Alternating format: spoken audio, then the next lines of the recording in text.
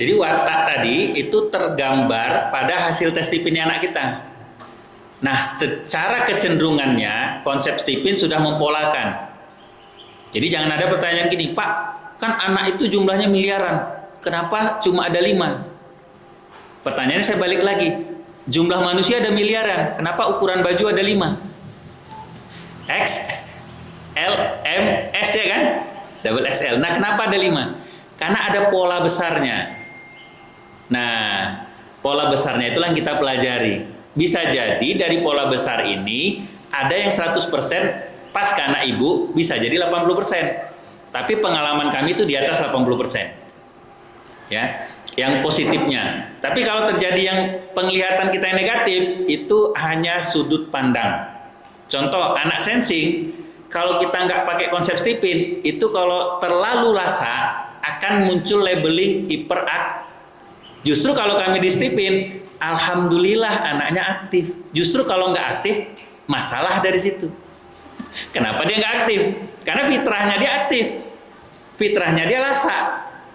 Tapi mungkin karena orang tuanya bukan fitrahnya lasa, ngelihat anak kayak gitu aneh, dianggap masalah karena dia nggak serajin anaknya.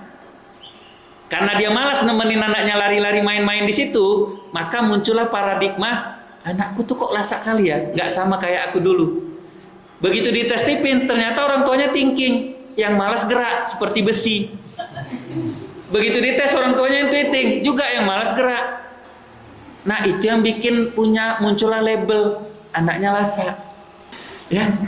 Nah, ketemu anak saya juga yang nomor 2 yang tweeting introvert. Ya kan?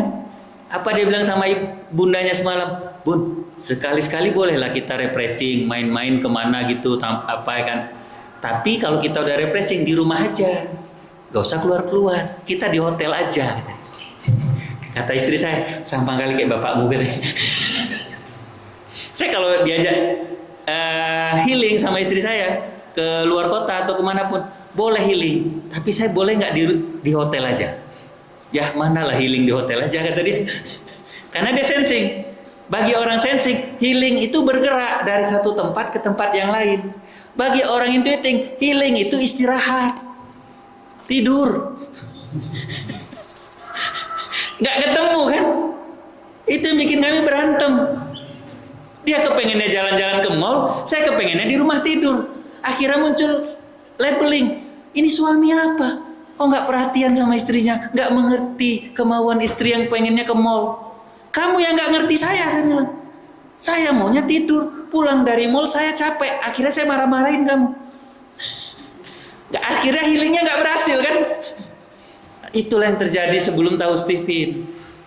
Nah setelah tahu Stephen, oh kamu healingnya jalan-jalan. Saya healingnya nonton di rumah santai.